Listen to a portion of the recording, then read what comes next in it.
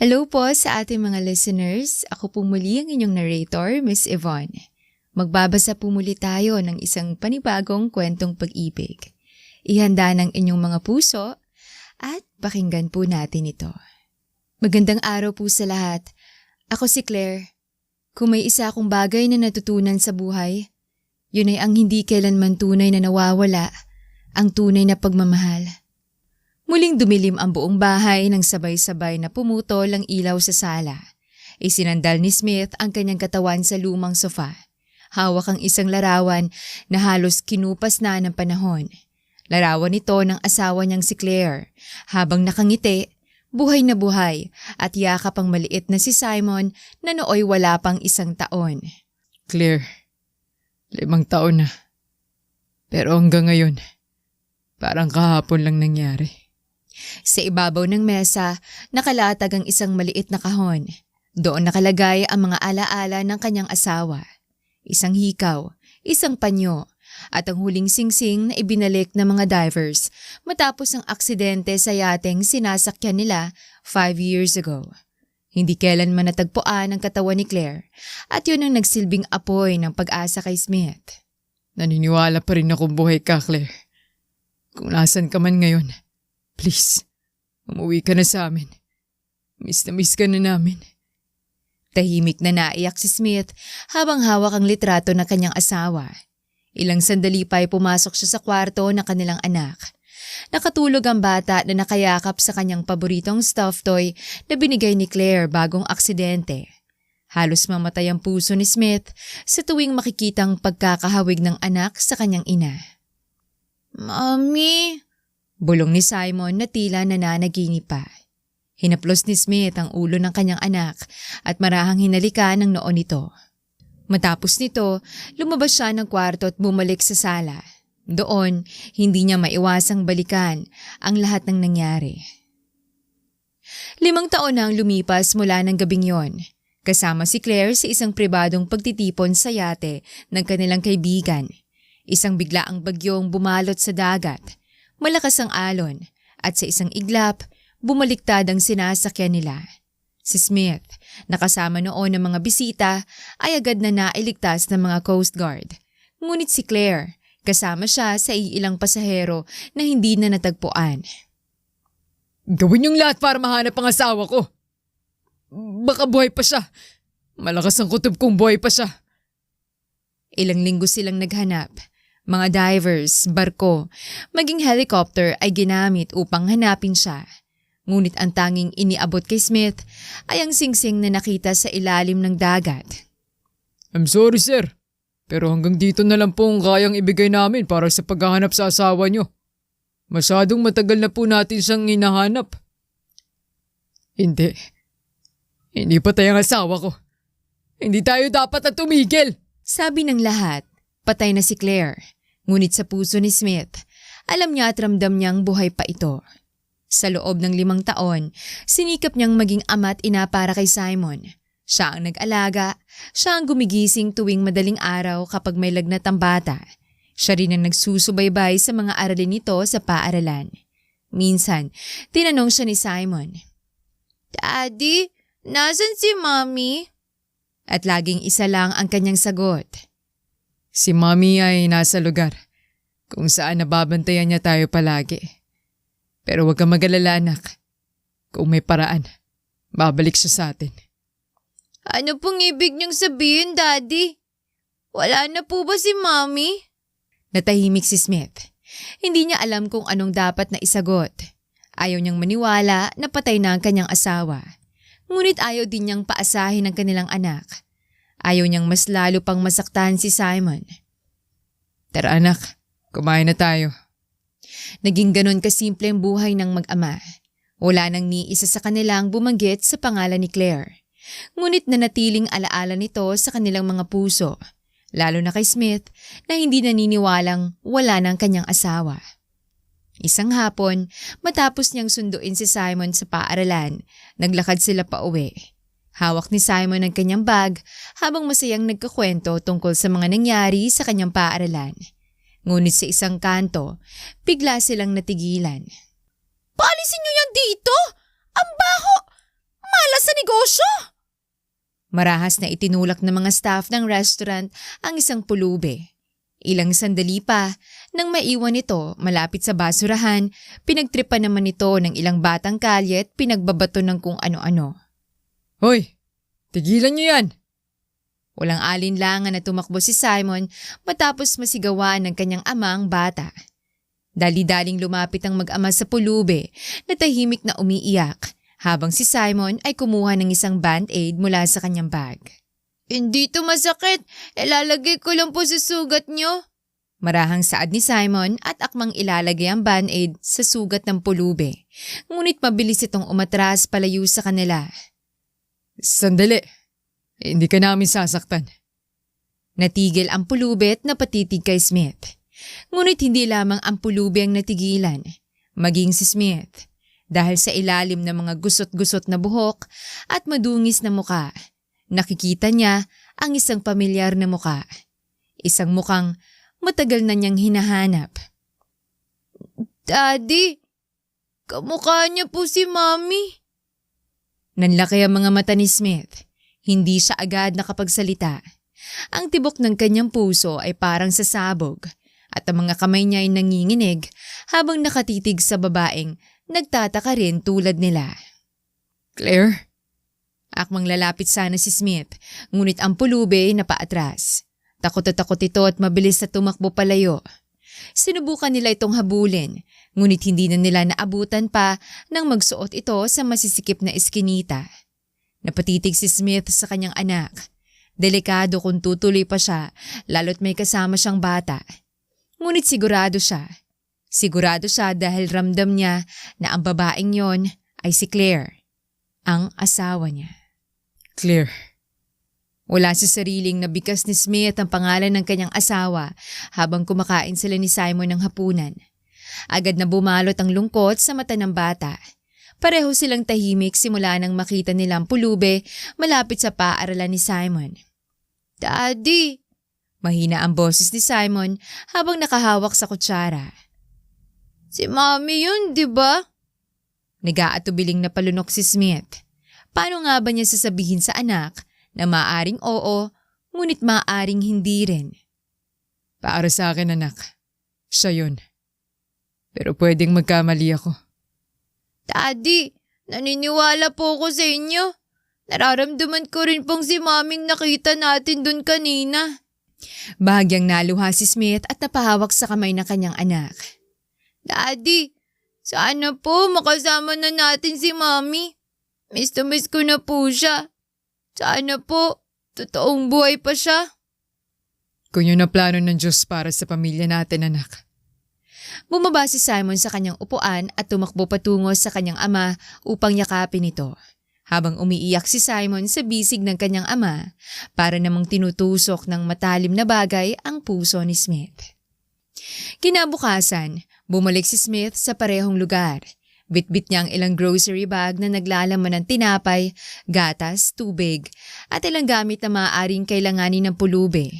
Si Simon, bagamat may pasok, ay nagpumilit na sumama. Gusto ko rin siyang makita, Daddy.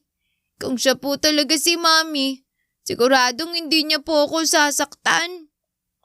Sige anak, subukan natin. Nang makarating sila sa basurahan, muli nilang nakita doon ang babae. Nakaupo ito sa isang sulok, nanginginig at tila takot na takot sa kung ano. Lumapit si Smith. Ay, andito kami para ibigay ito sa'yo. Huwag ka mag-alala, hindi kami pumunta rito para saktan ka. Inilapag ni Smith ang plastic bag sa lupa sa kamuling umatras. Ilang sandali pa, unti-unting lumapit ang pulube at sinilip ang laman nito. Mami, ano pong pangalan niyo? Napatitig ang pulubi kay Simon ng ilang sandali, ngunit hindi ito sumagot. Simon pong pangalan ko. 7 years old na po ako. Ito naman pong Daddy Smith ko.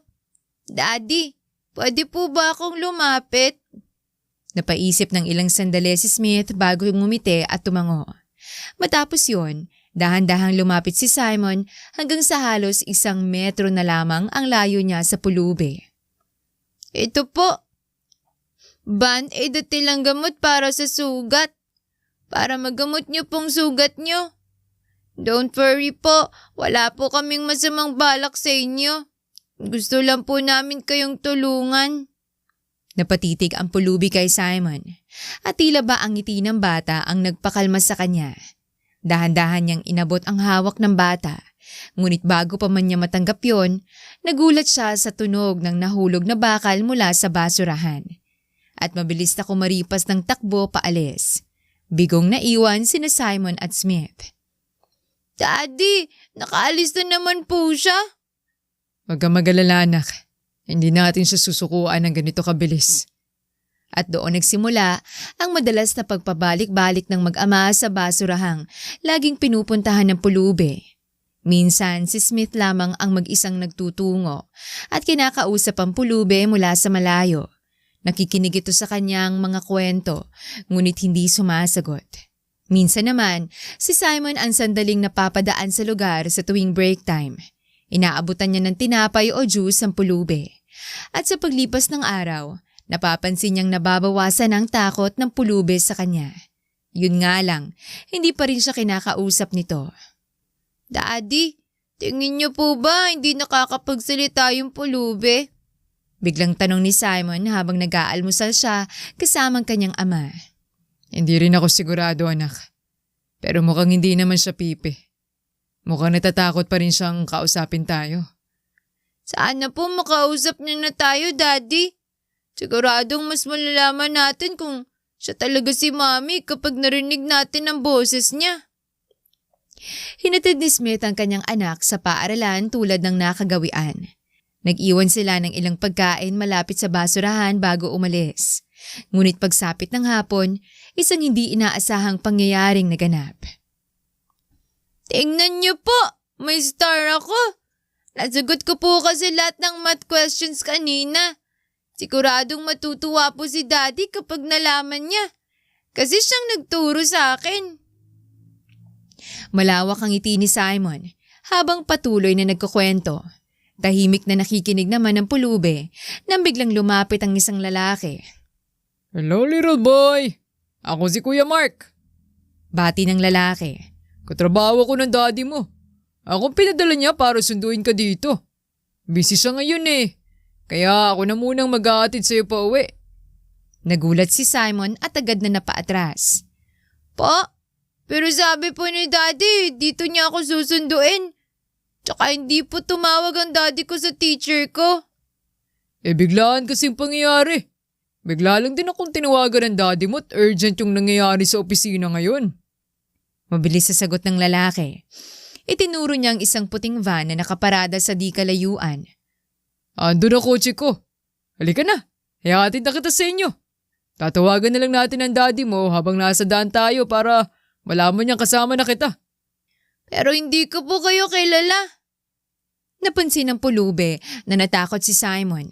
Tahimik lamang siyang nakatingin kanina, ngunit nang makita niyang pilit inaakay ng lalaking bata, biglang bumilis ang tibok ng kanyang puso. Halika na bata! Huwag ka na matigas ang ulo. Daddy! Tulong! Tinakpan ng lalaking bibig ni Simon. Bigla namang umandar ang puting van palapit. Ngunit bago pa tuluyang mahila si Simon palayo, sumugod ang pulubi at hinampas ang lalaki ng makapal na kahoy mula sa basurahan. Aray! Anong ginagawa mo? Baliw ka ba? Huwag ka namang alam kung ayaw mong masaktan. Ngunit hindi na nagpatinag ang pulubi. Para bang lahat ng lakas at tapang na hindi niya kayang ipakita noon ay biglang lumabas. Hinampas niyang lalaki hanggang sa mabitawan nito si Simon at nakatakbo sila palayo. Pinagharang niyang katawan niya kay Simon at mariing tumitig sa lalaki. Hoy! Tara na! Maraming nakatitig sa atin! Sigaw ng isang lalaki na nasa loob ng van. Dahil doon, walang nagawa ang lalaki kundi ang pumasok sa loob ng kotse nang hindi kasama si Simon. Nang makaalis na sila, mas lalong lumakas ang pag-iyak ni Simon dala ng takot. Nanginginig pa at nanlalamig ang kamay. Nang bumalik sa kanyang pulubi, bumagsak si Simon sa maduming sahig. Okay ka lang ba, Simon? Napatingin si Simon. Nanlaki ang mga mata. Sa unang pagkakataon ay narinig niyang boses ng pulube. Malambing, maalaga at pamilyar na pamilyar para sa kanila. Mami! Ikaw nga si Mami! Mahina niyang sambit bago dahan-dahang napapikit at nawala ng malay. Simon! Sigaw ng pulube.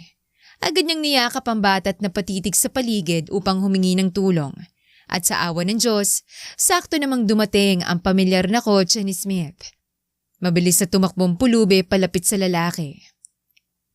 Yung anak mo! Dalhin mo sa ospital! Bilis! Nanlaki ang mga mata ni Smith. Ngunit wala na siyang panahon upang iproseso ang kanyang iniisip dahil sa kalagayan ng kanyang anak. Mabilis siyang kumaripas ng takbo at agad na kinarga si Simon papasok sa loob ng kotse. Tulungan mo ko.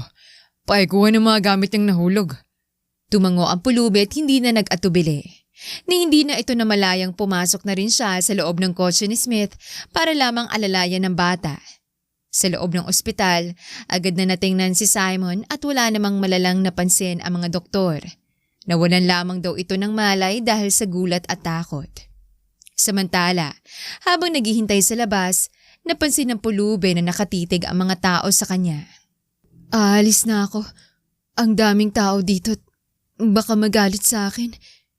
Ngunit bago pa man makaalis ang pulube, pinigilan siya ni Smith at hinawakan ang braso niya.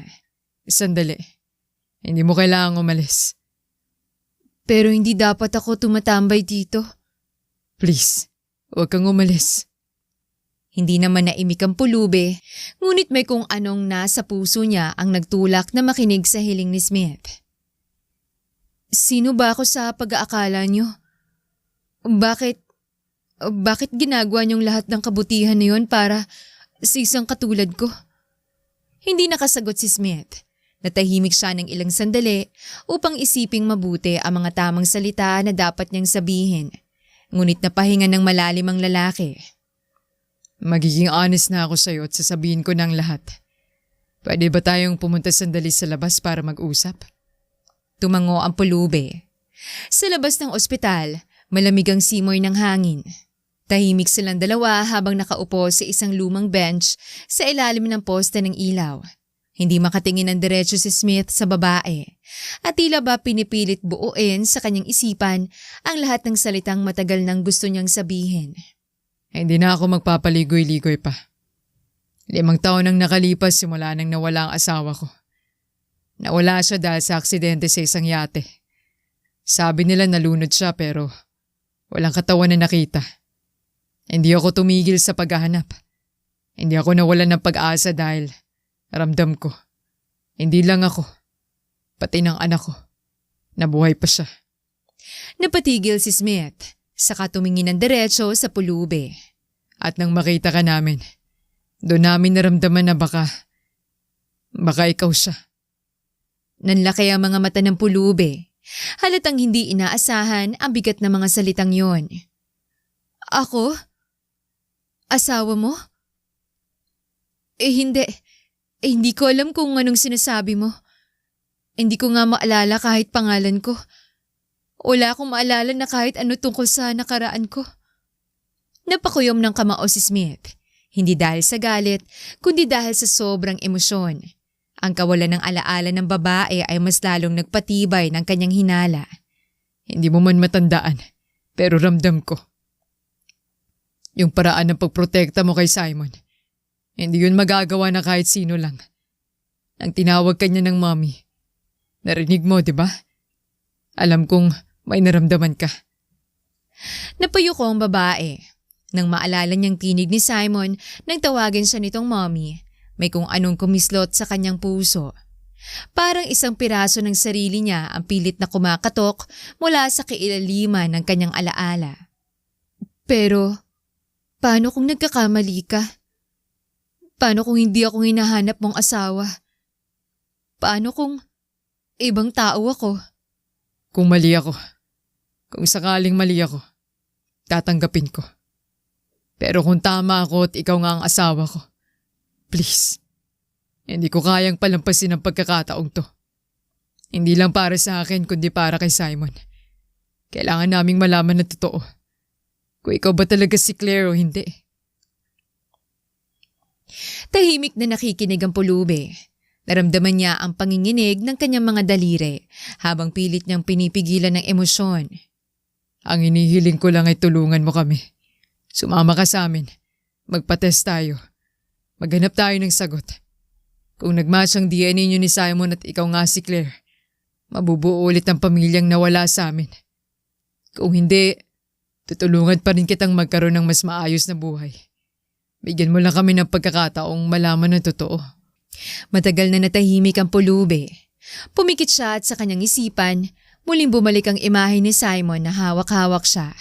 Nanginginig at umiiyak sa takot. Napatulo ang luha ng babae.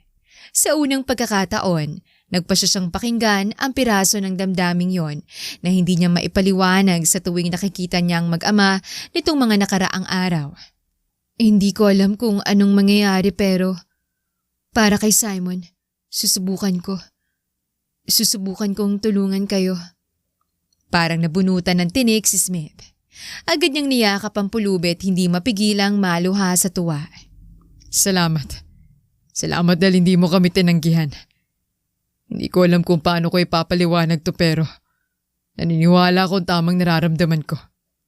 Ikaw si Claire. At gagawin ko ang lahat para mapatunayan yun. Hindi tumugon ang pulubi. Ngunit sa kabila ng pag-aalinlangan, ramdam niyang tama ang desisyong yon. Hindi niya alam kung anong naghihintay sa kanya, pero isang bagay ang malinaw. Hindi niya kayang talikuran ang mag-amang nangungulila lamang sa isang taong mahal nila. Hindi na umabot ng isang gabi si Simon sa ospital. Sa parehong araw na yon, umuwi sila sa kanilang bahay kasamang pulubi na ngayon ay binigyan nila ng pangalan na Camilla. Camilla, ito ang bahay namin. Dito kami tumira ng asawa kong si Claire, bago pa man kami nagkaroon ng anak. Narinig ni Camilla ang sinabi ni Smith, ngunit hindi siya agad nakasagot. Sa halip, naglakad siya ng dahan-dahan papasok ng bahay. Malinaw sa kanyang mga mata ang halo ng pagkailang at pagkabahala. Ngunit sa loob-loob niya ay may kakaibang init siyang nararamdaman. Parang pamilyar ang bawat sulok ng tahanan. Bago ka magpahinga, siguro mas gagaan ang pakiramdam mo kung makakaligo ka muna. Napalingon si Camilla kay Smith. Mabaho ba ako? Napalunok si Smith ng laway. Medyo. Bahagyang napangiti si Simon na nakikinig lamang sa kanila. Mami, pagkatapos niyo pong maligo, kakain tayo ng masarap na sinigang. Luto ni Daddy yun. Tahimik na tumango si Camilla. Dinala siya ni Smith sa banyo. Nagbigay ng malinis na tuwalya at damit na dating kay Claire. Nag-aalinlangan man si Camilla, tinanggap niya pa rin yun. Kung may kailangan ka, tawagin mo lang ako. O si Simon. Sige, salamat. Pagkalipas ng ilang minuto, lumabas siya mula sa banyo. Basang-basa pang buhok niya at suot ang simpleng duster. Okay lang ba talaga na gamitin ko to? Damit to ng asawa mo, di ba? Nanlaki ang mga mata ni Smith at halos hindi makapagsalita. Lalo siyang napatingin kay Camilla, lalo na sa paraan ng kanyang paglakad at sa liwanag ng kanyang mga mata. Para bang muling bumalik sa kanyang alaala ng asawang nawala, ilang taon nang nakalilipas. Okay lang, Camilla. Wala naman nang gumagamit niyan. Daddy, kamukha niya nga po talaga si Mommy. Bulong ni Simon. Ilang sandali pa, bumaling ang bata kay Camilla. Okay lang po ba na Mommy pa rin ang itawag ko sa inyo? Paano kung hindi talaga akong mommy mo, Simon? Parang nakakaya naman sa tunay mong mommy. Okay lang po. Hindi naman po mapapalitan sa heart kong tunay kong mommy. Gusto lang po kitang tawaging mommy dahil namiss ko lang po yung feeling na may nanay. Kung ganon, sige. Pwede mo akong tawaging mommy. Nanatiling tahimik si Smith. Ngunit sa kanyang puso, lalong tumitibay ang paniniwala na ang pulubing tinatawag nilang Camilla ay walang iba kundi ang kanyang nawawalang asawa. Kinabukasan, nagising si Camilla sa ingay ng mag-ama sa labas ng bahay. Daddy, Diligyan na natin ng fertilizer at dinidiligan naman natin araw-araw. Pero bakit hindi pa rin po namumulaklak tong mga bulaklak? Kuryosong napasilip si Camilla sa bintana ng kanyang kwarto. Kitang-kita niya ang mag-amang nakapamewang sa harap ng iilang mga flower pot habang hawak ni Smith ang isang hose ng tubig. Habang pinagmamasdan ng simpleng pagkakataong yon, wala sa sariling napangiti si Camilla. Hindi ko nga rin alam, anak. Nag-research na ako kung paano alagaan ang mga ganitong bulaklak. Pero mukhang hindi tumatalab ang mga ginagawa natin. Paano na yan, Daddy? Favorite pa naman ni Mommy tong mga flowers. Ilang sandali pa, naramdaman ng mag-ama ang paglapit ni Camilla sa kanila. Mami! Saad ni Simon sabay takbo upang salubungin ng yakap si Camilla. Good morning po! Good morning, Simon. Anong nangyayari dito? Pinoproblema kasi namin ni Simon tong mga bulaklak. Ever since nawala si Claire, ay binabayaran kaming kapitbahay na nag-aalaga ng mga to. Pero umalis siya nung nakaraang linggo dahil kailangang umuwi sa probinsya nila. Ngayon mukhang dahil sa amin, mamamatay pa itong mga paboritong bulaklak ni Claire. Dahil hindi naman namin alam kung paano alagaan. Napatingin si Camilla sa mga paso. Mailan ng tuyot ang dahon. Ang lupa'y halatang matagal nang hindi naaalagaan ng maayos. Lumuhod siya at marahang hinaplos ang isa sa mga bulaklak. Huwag kayong mag-alala. Hindi sila patay. Nangihina lang sila. Talaga po, Mami? Nagniningning ang mga mata ni Simon. Paano po malalaman kung mabubuhay pa sila? Ngumiti si Camilla at marahang hinawakan ng dahon ng isang halaman. Kapag berde pa ang tangkay at may maliliit pang husbong, ibig sabihin kaya pa nilang bumangon. Kailangan lang ng tamang tubig, sikat ng araw at konting pag-aalaga. Ang galing. Parang kabisado mo. Bahagyang kumirot ang dibdib ni Camilla at agad niyang iniwas ang tingin kay Smith dahil sa sinabi nito. Siguro, maalam lang talaga kaming mga babae. O baka dati mahilig din ako sa mga halaman. Wala akong matandaan. Kung ganun, Mami, pwede po bang turuan niyo kami ni Daddy? Sabat ni Simon, sabay hawak sa kamay ni Camilla. Napangiti si Camilla sa paraan ng paghawak ni Simon sa kanyang kamay. Oo naman, Simon. Magkasama nilang inayos ang mga paso. Tinanggal ni Camilla ang tuyot na dahon, niluwagan ng lupa gamit ang kahoy na stick, at maingat na diniligan ng mga halaman. Habang inaasikaso ni Camilla ang mga bulaklak, hindi niya namalayang umaawit siya ng marahang himig. Ang ganda ng boses mo, Mami! Papuri ni Simon. Agad namang napaiwas ng tingin si Camilla at bahagyang namula ang kanyang pisngi. Anak, pwede ka bang kumuha ng malamig na tubig sa loob nang makainom ng tubig si Camilla? Sure po, Daddy! Agad na kumaripas ng takbo si Simon papasok sa kanilang bahay. Naiwan naman sina Camilla at Smith. Sa mga unang sandali, wala ni isa ang nagtangkang bumasag sa katahimikan. Hanggang sa nagkaroon ng sapat na lakas ng loob si Smith upang magsalita. Camilla, may pupunta nga palang mga doktor dito mamaya para sa DNA test yun ni Simon. Natigilan si Camilla, ngunit nagpatuloy siya sa pag-aasikaso sa mga halaman sa kamarahang napangiti. Salamat, Smith. Salamat? Bakit ka nagpapasalamat sa akin, Camilla? Dahil parang nagbabagong buhay ko dahil sa inyo ni Simon. Alam kong hindi pa sigurado kung ako talagang nawawalang asawa mo. Pero naging masaya ako at nagpapasalamat ako dahil nangako kang hindi mo pa rin ako pababayaan pagkatapos ng lahat. Natigilan si Smith at hindi inasahan ang mga salitang yon mula kay Camilla. Ramdam niya ang sayang bumalot sa kanyang dibdib. Daddy! Mommy! Sabay na napalingon ng dalawa nang dumating si Simon dalang isang baso ng tubig. Inom ka po muna ng tubig, Mami. Salamat, Simon. Nagpatuloy sila sa pag-aasikaso sa mga halaman. Ang sanay pag-aayos lamang ng ilang mga paso ng bulaklak ay nauwi sa full makeover ng munting garden na naiwan ni Claire. Buong umagang nagtulungan ng mag-ama habang ginagabayan sila ni Camilla. At ang mga simpleng pagkakataong yon ang muling nagparamdam sa mag-ama ng pakiramdam na matagal nang nawala sa kanila. Sobrang ganda na po ng garden, Mami! Masiglang saad ni Simon habang nakatitig sa garden. Kasalukuyan silang nakaupo sa mga upuan habang nagmemeryenda at tinititigan ang kanilang natapos na gawain. Oo nga nakakatuwa. Pakiramdam ko ang laki ng achievement ko. Napangiti si Camilla at marahang natawa kasama ni Simon. Nanatili namang nanonood sa kanila si Smith na hindi rin maiwasang mapangiti. Naroon silang tatlo magkatabi sa upuan habang pinagmamasdan ang makukulay na bulaklak na tila muling nabuhay sa kanilang harapan. Humahaplos ang malamlam na hangin at sa katahimikan ng umagang yon, ramdam na ramdam ni Smith ang kapayapaan. Isang bagay na matagal na niyang hindi nadarama. Mami, Daddy, kukuha pa po ako ng juice sa loob. Sige. Salamat, Simon. Matapos tumakbo si Simon papasok, naiwan sina Camilla at Smith sa labas. Camilla. Ano yon? Pilit na pinapanatiling kalmado ni Camilla ang kanyang boses kahit ramdam niyang biglang bumilis ang tibok ng kanyang puso. Salamat din.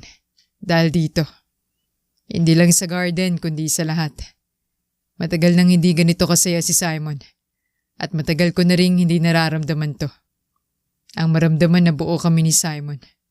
Napatitig si Camilla sa kanya. May sinseridad sa bawat salita ni Smith at may lungkot na bumabalot sa kanyang mga mata. Hindi niya maiwasang maramdaman ang bigat at init ng damdaming yon. Wala yon. Ginawa ko lang kung anong kaya ko sa ngayon. Bahagi ka na rin ng buhay namin ngayon, Camilla. Nanlamig ang kamay ni Camilla habang unti-unting namumuo ang kaba sa kanyang dibdib. Hindi niya mapigilan ang pamumula ng pisngi, lalo na nang mapansin niyang nakatitig pa rin sa kanya si Smith. Smith, ako na lang maglilipat ng pinagkainan. Kailangan ko ring ayusin ang ibang gamit sa loob. Sandali, babalik pa ata si Simon. Napatayo si Smith at akmang pipigilan si Camilla, umalis ngunit desidido na ito. Sige, mauna na ako sa loob. Nagmadali siyang pumasok ng bahay at iniwan si Smith sa hardin. Sa bawat hakbang niya, ramdam niya ang mabilis at malakas na tibok ng puso niya na halos sumisigaw sa kanyang pandinig. Hindi pwede, bulong ni Camilla sa sarili habang nakatayo sa kusina at nakahawak sa kanyang dibdib. Hindi ako pwedeng mahulog sa kanya. Paano kung hindi naman talaga ako si Claire? Paano kung hindi akong asawa niya? Wala akong karapatang. Pinilit niyang pigilan ang sariling damdamin, ngunit ang init na dulot ng mga titig at salita ni Smith ay hindi niya matanggal sa isip. Samantala, sa labas, nanatiling nakatitig si Smith sa direksyon kung saan pumasok si Camilla habang mahigpit ang hawak sa tasa ng kape. Mahina siyang napangiti at nagbulong sa sarili. Alam ko ikaw talaga yan, Claire. Alam kong ikaw yan. 7 araw ang kailangan nilang hintayin bago matanggap ang resulta ng DNA test. Lahat ay kinakabahan sa paglipas ng bawat araw.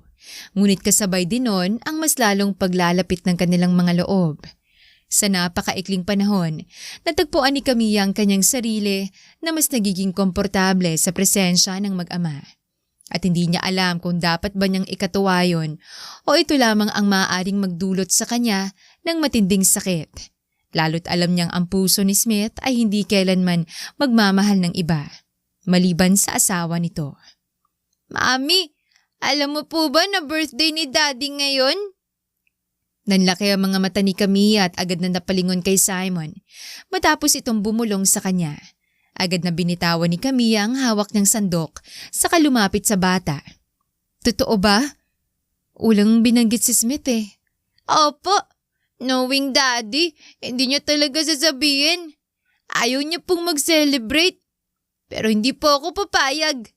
Masiglang sagot ng bata. Kailangan natin siyang surprisahin, Mami. Sige. Pero ano kayang pwede natin gawin? Wala akong alam sa mga gusto ng daddy mo. Simple lang po, Mami. Sagot ni Simon na para bang matagal na niya itong pinaplano. Cake! Tapos kahit konting handa lang, Basta importante, magkakasama tayo. Agad na nakaramdam si Camilla ng kakaibang init sa dibdib matapos marinig ang salitang tayo. Sige, tutulungan kita. Maghapon silang nagplano ni Simon ng palihim. Si Smith, gaya ng nakasanayan, ay lumabas upang pumasok sa trabaho. Kaya't nagkaroon ng sapat na oras sina Simon at Camilla sa plano nilang sorpresa. Mami, marunong po ba kayong mag-bake? Tanong ni Simon habang nagliligpit ng mesa. Hindi ko alam kung magaling ako Pero naintindihan ko naman tong mga tutorial videos kaya tingin ko kaya nating mag-bake ng matinong cake. Naging masaya ang kanilang maghapon. Naghanap rin sila ng recipe sa lumang cookbook ni Claire na nakatago pa pala sa kusina. Unti-unti, natutunan nilang timplahin ng harina, asukal at itlog. Hindi man perpektong pagkakabake nila, napuno ng halakhak ang kusina nang mabasag ang isa sa mga itlog at kumalat sa sahig. Mami, parang slime! Natatawang sigaw ni Simon. Ay naku, pasensya na Simon. Nasayang patuloy itong isang itlog. Okay lang, Mami. We learn from our mistakes. Hindi mapigilan ni Camilla na marahang pisilin ang pisngi ni Simon. Ang cute mo talaga, Simon. Nang matapos ang cake, kahit medyo tabingi ang pagkakaayos, naging proud si Simon sa kanilang nagawa. Nilagyan pa niya ng simpleng design gamit ang icing na halos mabura dahil sa kanyang kakulitan. Sa ibabaw nito ay isinulat niya ng pilit ang Happy Birthday, Daddy. Hindi lang cake ang kanilang inihanda. Nagluto rin sila ng spaghetti at pritong manok. Bagay na sigurado silang magugustuhan ni Smith. Habang si Camilla ay abala sa pagluluto, si Simon naman ay nagdekorasyon ng maliit sa sulok ng sala gamit ang mga colored paper na galing sa school supplies niya. Gumuhit pa siya ng simpleng card na may message mula sa kanila ni Simon. Okay, mukhang tapos na tayo, Simon. Sana po magustuhan ni Daddy, mapasaya natin siya. Pagkatapos ng halos buong araw ng paghahanda, nakumpleto rin nila ang kanilang munting plano. Pagsapit ng gabi, dumating si Smith galing trabaho. Pagkapasok pa lang niya sa pintuan, agad niyang napansin ang kakaibang katahimikan sa loob ng bahay. Simon? Camilla?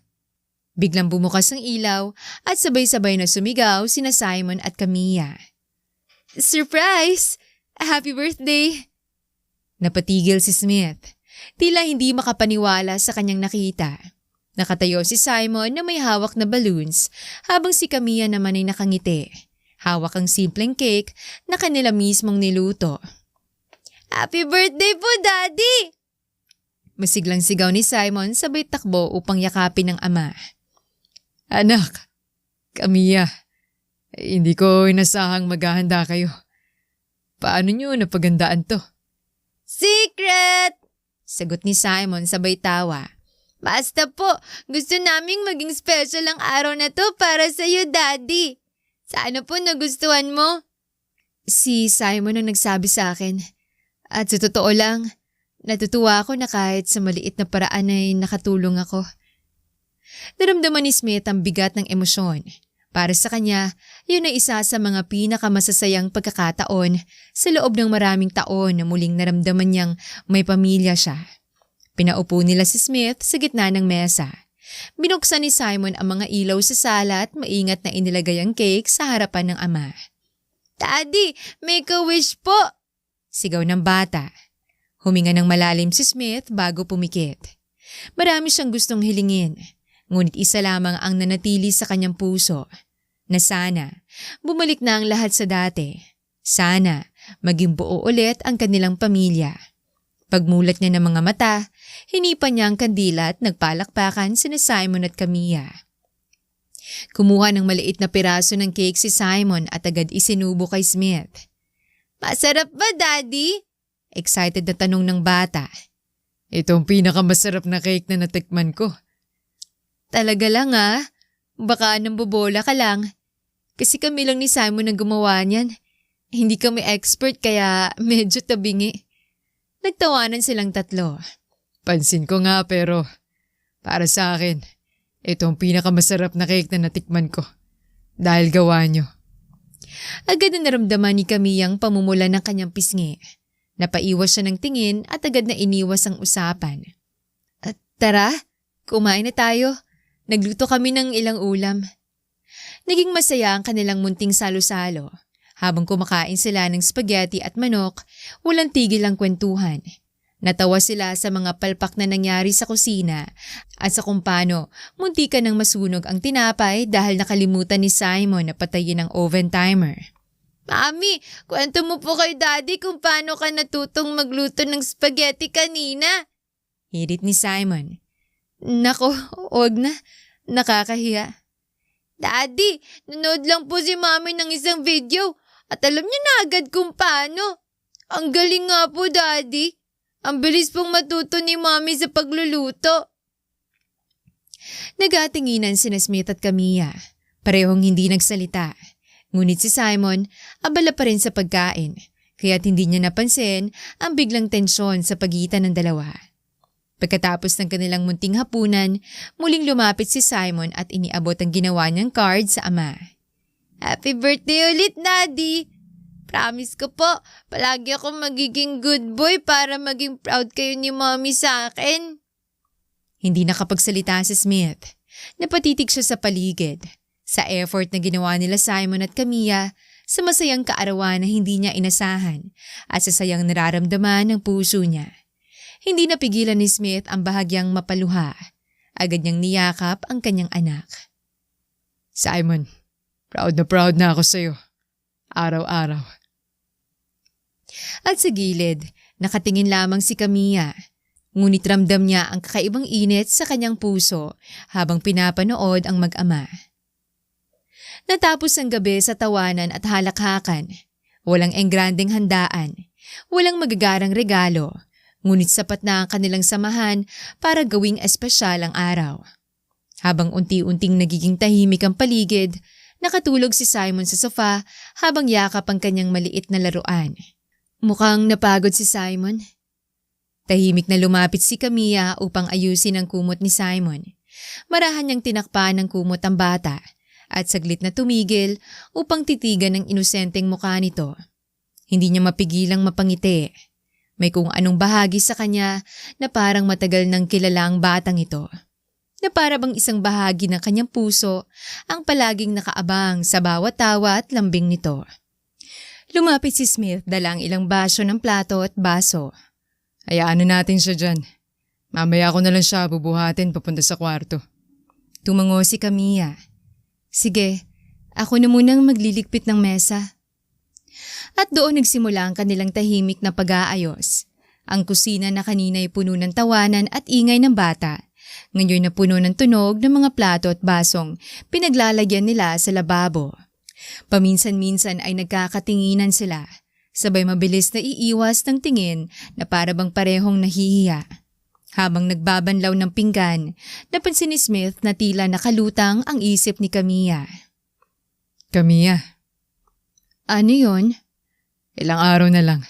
Darating na yung resulta ng DNA test. Natahimik si Camilla. Saglit siyang tumigil sa pagpupunas ng mesa at naglakad papunta sa bintana. Doon siya tumingin sa labas, sa dilim na nililiwanagan ng mga poste sa kalye. Oo nga masaya ako para sa inyo dahil mabibigyang linaw na mga katanungan niyo tungkol sa pagkatao ko. Pero natatakot ako para sa sarili ko. Natigilan si Smith. Lumapit siya kay Camilla at tumigil sa harapan nito. Anong ibig mong sabihin? Sandaling nag-alinlangan si Camilla, ngunit huminga siya ng malalim at hinarap din sa wakas si Smith. Sa totoo lang, natatakot na ako. At gabi-gabi kong hinihiling na sana ako nga si Claire. Kasi kung hindi ako ang asawa mo, isa lang ang ibig sabihin nun. Hindi ako pwedeng manatili ng ganito sa buhay niyo. Hindi ko pwedeng punan ng kung anumang naiwan ni Claire. Dahil kahit magkamukha kami, hindi ako siya. Nung una, naintindihan ko yon at nangako ko sa sarili ko na tatanggapin ko ang katotohanan Napalunok si Camilla ng kanyang laway saka napatitig sa mga mata ni Smith. Pero ngayon, natatakot ako. Napalapit na ako sa inyo. Sa'yo. At ayoko nang mawala ang lahat ng to. Nagtagpo ang kanilang mga mata. Ilang segundong katahimikan ang lumipas. Tila mabigat ang hangin sa pagitan nila. Ilang sandali pa, marahang hinawakan ni Smith ang kamay ni Camilla at hinila ito palapit sa kanya. Ilang pulgada lamang ang layo ng kanilang mga labi nang magsalita si Camilla. Smith, wag. Paano kung hindi ako si Claire? Ngunit hindi na yon pinakinggan ni Smith. Bago pa siya makapagpatuloy, dahan-dahang inilapit ni Smith ang kanyang muka. Hindi niya na hinayaan ang sarili niyang magduda o mag-isip pa ng matagal. Hinawakan niya ang kamay ni Camilla at marahan itong pinisil. At bago pa mapigilan ni Camilla, sa isang iglap lang, naglapat ang kanilang mga labi.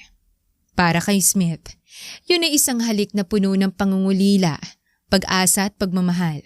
Para kay Camilla, yun ay isang pagkabiglang hindi niya alam kung tatanggapin ba o tatanggihan.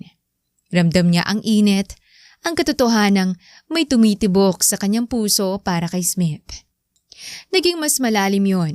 Marahang itinulak siya ni Smith at hindi para layuan kundi upang igiya siya papunta sa kanyang silid. Hindi na nila napansin ang oras o ang paligid. Tanging ang init ng kanilang damdamin ang nangingibabaw. Pagpasok sa silid, marahan siyang isinandal ni Smith sa pinto at muling hinalikan.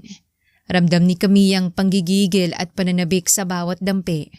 At sa kabila ng lahat ng pag-aalinlangan, nagpadala siya. Ang kanyang mga kamay ay kusa ng yumakap sa batok ni Smith, habang ang kamay ni Smith ay mahigpit na nakayakap sa kanyang bewang. Ang gabing yon ay naging saksi sa pag-ibig na matagal nang naghahanap ng daan. Ang kanilang mga takot at pangambay unti-unting natabunan ng init at pagkahulog sa isa't isa. Wala nang nagawa si Camilla kundi sumuko sa damdaming matagal na rin niyang nararamdaman ngunit pilit na tinatanggihan. Ngunit sa kabila ng lahat ng yon, nanatiling nakabitin ang tanong. Kung sakaling dumating ang araw na lumabas ang resulta ng DNA test, anong magiging katotohanan? At handa ba silang harapin ang sakit na maaaring idulot nito? Para sa ngayon, ang mahalaga ay ang init ng kanilang pag-ibig, kahit pa hindi nila alam kung saan hahantong ang lahat. Lumipas sa mga araw na tila ba mabilis na umikot ang mundo para sa tatlo. Sa bawat pagising ni Smith, hindi na siya naghahanap ng dahilan upang ngumiti. Sapagkat sa tabi niya, sa mismong bahay na dati puno ng kalungkutan, naroon na ang dalawang pinakamahalaga sa kanyang buhay. Si Simon na patuloy na nagbibigay saya at si Camilla na unti-unti nang nagiging sentro ng kanyang mundo. Hindi maitatanggi ang malaking pagbabago. Kung dati ay may kaba at pagtatago si Camilla, ngayon ay mas maluwag na siyang nakakahalubilo kay Smith. Sa tuwing nagtutulungan sila sa bahay, mula sa pagluluto, pag-aayos ng halaman, hanggang sa simpleng paghuhugas ng mga pinggan, pakiramdam ni Smith ay kumpletong muli ang kanyang tahanan. Ang mga mata ni Camilla na dati laging puno ng takot at pangamba, ngayon ay nagliliwanag na sa tuwing humahalakak si Simon o kapag nagbibiro si Smith. Movie nights are the best!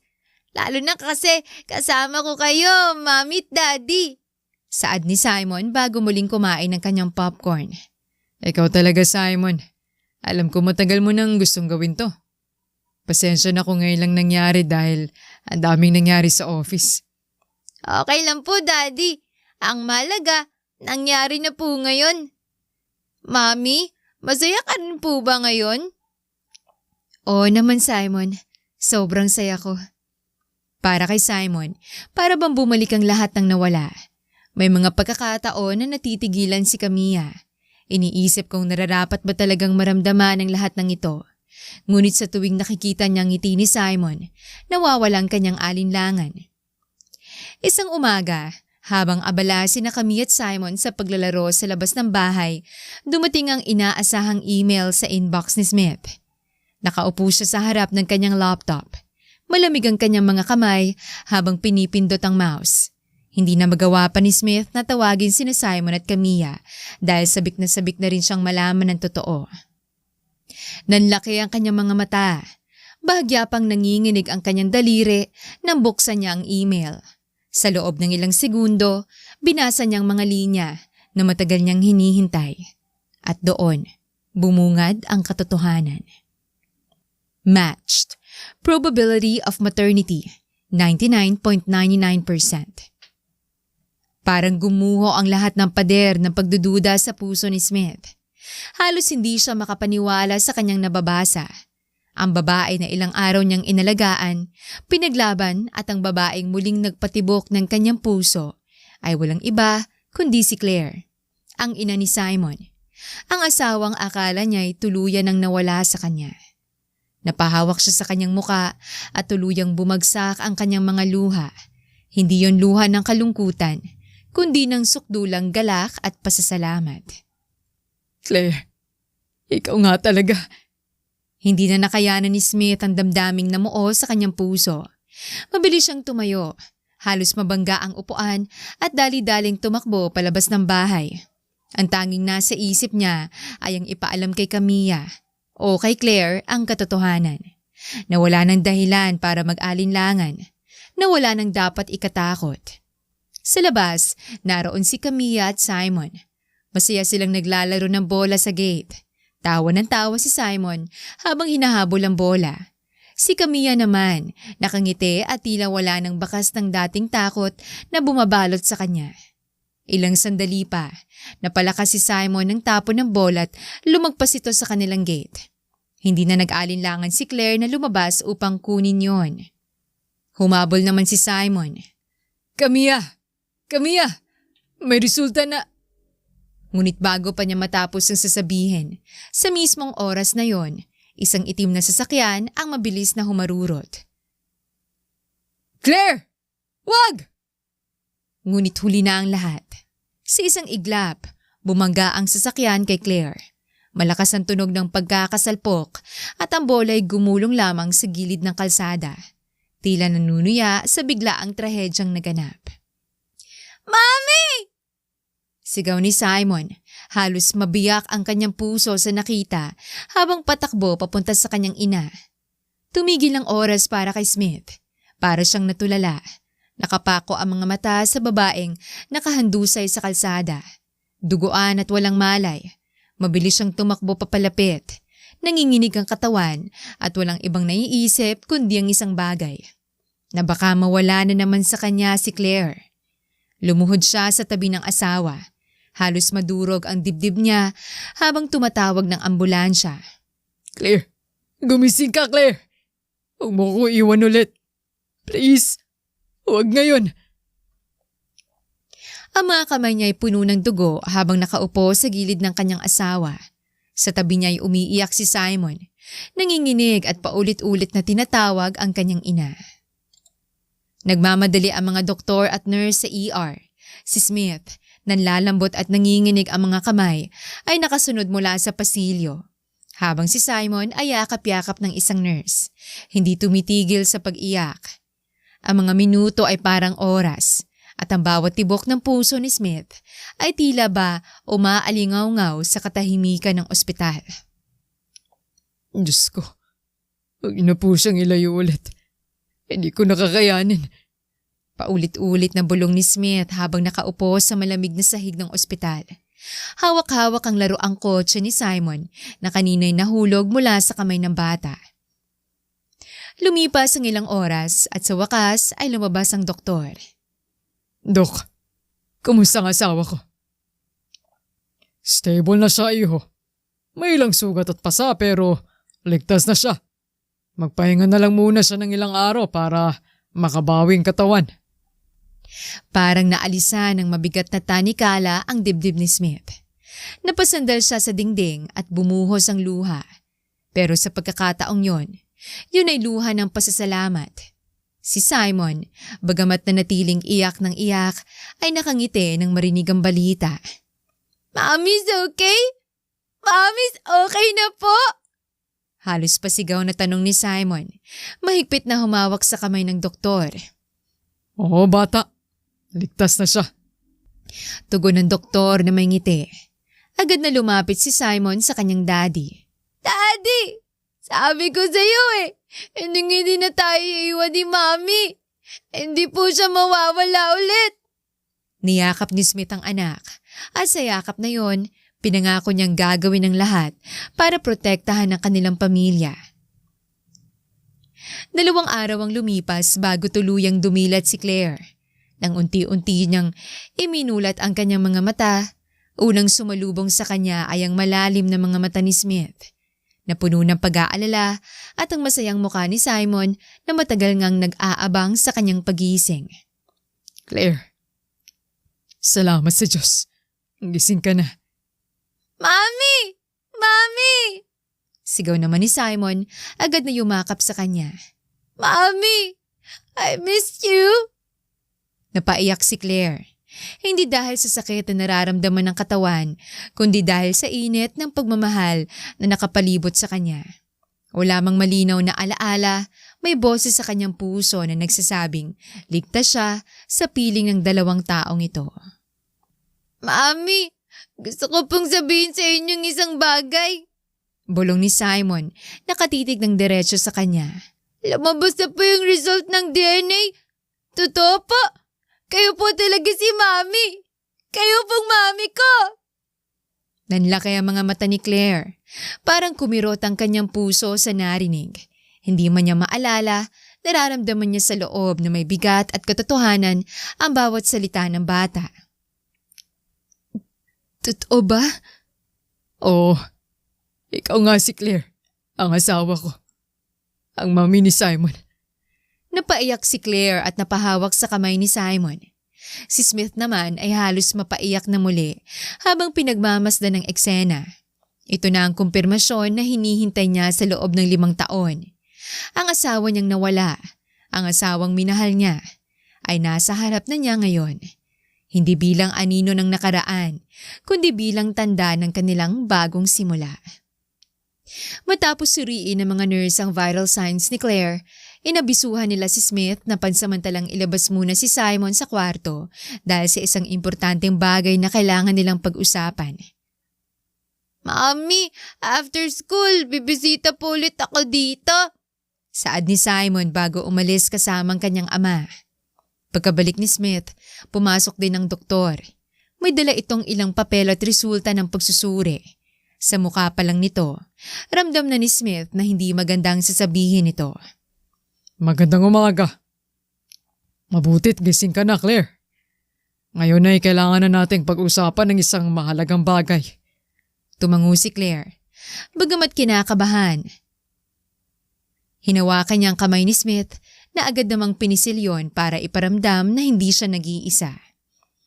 Habang ginagawa namin ng masusing pagsusuri nung dinala ka rito, bukod sa hints na siyang nagtuturo sa dahilan kung bakit ka nagka-amnesia, nakita rin naming may luma ng internal scarring sa iyong matres. Base sa itsura nito, malamang dulot ito ng miscarriage ilang taon nang nakakalipas. Dahil sa hindi yun nagamot, nagdulot to ng permanenteng pinsala. Sa madaling salita, hindi ka na mabubuntis ulit. Nanahimik ang buong silid. Parang may bombang sumabog sa kanilang harapan. Nanlaki ang mga mata ni Claire at nanlamig ang kanyang katawan. Miscarriage? Ibig sabihin, nawalan ako ng anak? Oo, Claire. I'm very sorry for this. Pero it's best to tell you as early as now para maisagawa rin natin ang mga kakailanganing test sa lalong madaling panahon. Just to make sure na walang impeksyong naiwan mula sa scarring. Napatakip ng bibig si Claire at biglang bumalik sa kanyang alaala ang isang pira-pirasong memorya. Nung unang beses akong nagising sa isang dalampasigan, dugo ang nakikita ko sa katawan ko. Hindi ko alam kung bakit. Akala ko normal lang dahil sa isang sugat. Pinilit kong wag isipin dahil wala naman akong maalala. Pero ngayon, alam ko na. Yun palang dahilan. Tila tumigil ang mundo ni Smith. Bigla niyang naalala ang huling gabi bagong aksidente sa yate. Smith, may surprise ako sa'yo. Pero hindi ko po pwedeng sabihin ngayon. Sasabihin ko mamaya habang nagdi-dinner tayo. At hindi na nasabi pa ni Claire yon dahil sa aksidenteng nangyari. Ngayon lang niya naunawaan. Ang surprise na yon ay ang kanilang magiging anak. Ang anak na hindi kailanman isinilang. Napaupo si Smith. Hawak-hawak ang kanyang muka. Gusto niyang umiyak, ngunit kitang-kita niya ang pagkadurog ni Claire. Sinikap niyang maging matatag at tinawakan niya ang kamay ng kanyang asawa. Nanginginig ang balikat ni Claire. Pinipilit huminga. Patawarin mo ko, Smith. Hindi ko alam. Wala akong naalala nun. Claire, shh. Hindi mo kasalanan ang nangyari. Walang may kasalanan ito. Walang may gusto na mangyari to sa baby. Pero anak natin yun, Smith. Dahil sa kalagayan ko ngayon, hindi ko man lang siya maalala. Pero ang sakit sa puso. All this time may anak ako na hindi ko maalala. Kahit na nawala siya ng ganun. At hindi na ako magkakaanak uli. Mabilis na umiling si Smith. Hinawakan ang pisngi ni Claire at pinunasan ng mga luha nito. Hindi, Claire. Huwag mong isisi sa sarili mo. Hindi mo ginustong nangyari. Isa itong trahedya. Hindi kasalanan. At kahit anong mangyari, hindi nabawasan ang halaga mo bilang asawa ko. Bilang ina ni Simon. Mahal na mahal kita. Higit pa sa kahit na ano. Ang balitang yon ang pinakamasakit na balitang narinig ng kanilang pamilya. Sinikap ni Smith na ipaliwanag ang lahat kay Simon at tulad niya, nadurog din ang puso ng bata. Ngunit hindi nito sinisi si Claire. Mami, andito pa po ako. Andito lang po kami ni Daddy. Hindi napigilan ni Claire ang maiyak muli habang yakap-yakap si Simon. Buong araw itong hindi kumain matapos malaman ang nangyari sa kanya. At ang iyak ng kanyang anak lamang ang nagpabalik ng kanyang lakas. Niyakap ni Claire ang mag-ama at doon siya tuluyang bumigay. Wala pa ring alaalang kanyang isip, ngunit malinaw sa kanyang puso na itong tahanan niya. Sa yakap na yon, dama niya ang pagmamahal at pagtanggap ng kanyang pamilya. Sa kabila ng lahat ng sakit, sa kabila ng lahat ng nawala, may dahilan pa rin upang magpatuloy. Mula ng aksidente, naging mas tahimik ang mga araw ni Claire. Sa umpisa, puno siya ng kaba at pangamba, lalo na matapos malaman ng malungkot na katotohanan tungkol sa pagkawala ng kanyang anak at ang balitang hindi na muli siya magkakaroon ng anak. Ngunit sa kabila ng lahat, hindi siya iniwan ni Smith. Sa bawat pagsubok, sa bawat gabi ng pag-iyak at pagtatanong, lagi itong naroon at nakahawak sa kanyang kamay habang nagsisilbing haligi ng kanyang lakas. Si Simon naman ay naging maliit na sinag ng araw. Sa bawat yakap, sa bawat ngiti at sa bawat simpleng, I love you, Mommy. Unti-unting napapawi ang bigat sa dibdib ni Claire. At sa mga gabing tila hindi siya makahinga sa sakit ng nakaraan, palaging may dalawang bisig na yumayakap sa kanya. Ang asawa at ang anak na nagsisilbing buhay niya. Lumipas sa mga linggo, unti-unting nagbalik ang pira-pirasong alaala, gaya ng mga larawan na dahan-dahang lumilinaw. At dumating ang araw na tuluyan ng bumalik ang lahat ng alaala ni Claire matapos ang 6 na buwan ng maiging tests at therapy. Isang hapon, habang nakaupo sila ni Smith sa hardin na inayos nila kasama si Simon, bigla siyang natigilan.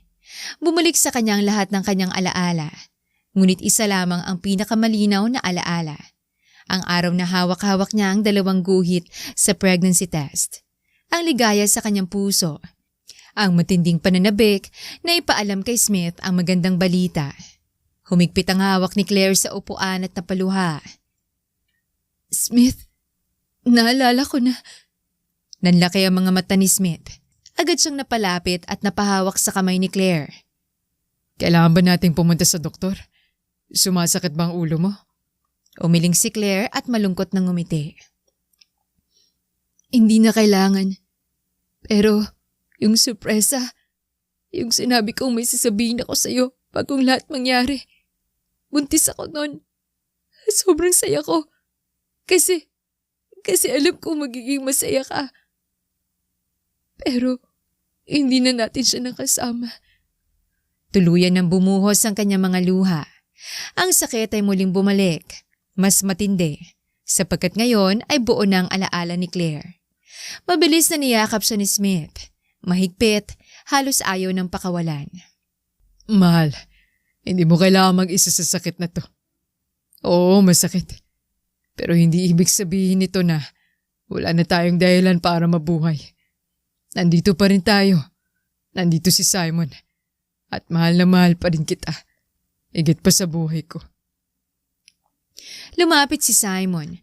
Tumingala ang naiiyak na bata sa kanila at yumakap din. Mami, Daddy, hindi niyo po kailangang malungkot kasi andito po ako. At kahit wala na po si baby, promise ko po na magiging best son ako para sa inyo.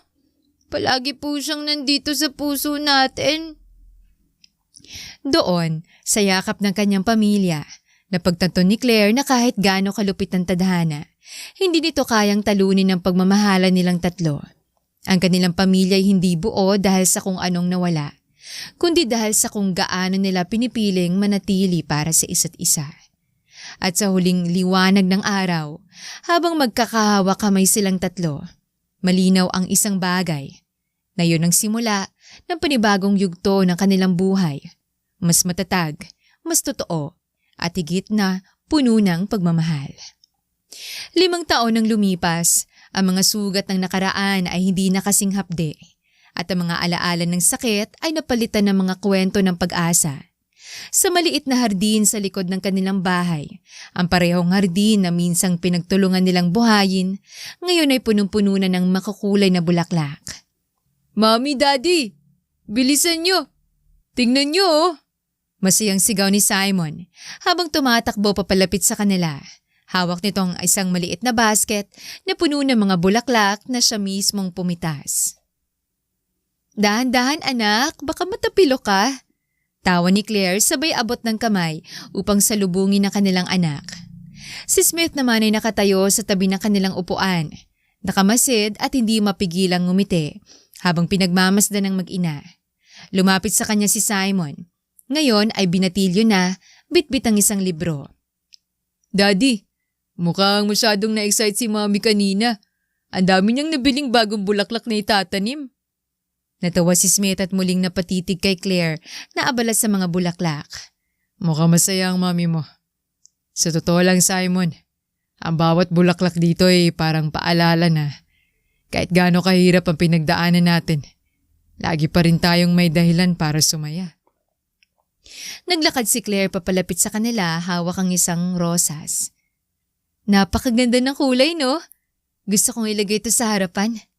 Sure, Mommy. Tutulungan ka po namin ni Daddy. Umupo silang magkakasama sa lilim ng isang puno. Nakasandal si Claire kay Smith, habang si Simon ay abala sa pagbabasa ng isang libro. Tahimik, payapa, at puno ng pagmamahalan ang paligid. Thank you, Smith. Mahina ngunit taus-pusong sabi ni Claire kay Smith. Kasi hindi mo ako iniwan. Kasi pinili mo akong mahalin. Kahit minsan, hindi ko na rin kayang mahalin ang sarili ko. Hinalikan siya ni Smith sa noo. Mahigpit na hinawakan ang kanyang kamay. Mahal, wala nang makakapaghiwalay pa sa atin. At kahit ilang beses pa tayong subukan ng buhay, mabangon at mabangon tayo. Kasi ikaw at si Simon, kayong buhay ko. Wow, family hug! One family. Together forever! Sigaw ni Simon sabay palupot ng kanyang mga braso sa kanyang mga magulang. Nagtawanan silang lahat at sa pagkakataong yon, wala nang mas hihigit pa sa sayang kanilang nararamdaman. Itong kanilang forever. Minsan, kahit gaano katagal, ang pag-ibig ay laging makakahanap ng daan pabalik sa isa't isa. Ang sakit at pagkadurog ay maaring maging simula ng mas matibay na pagmamahalan. At sa kabila ng mga sugat ng nakaraan, may bagong simulang palaging naghihintay para sa mga pusong handang magmahal muli.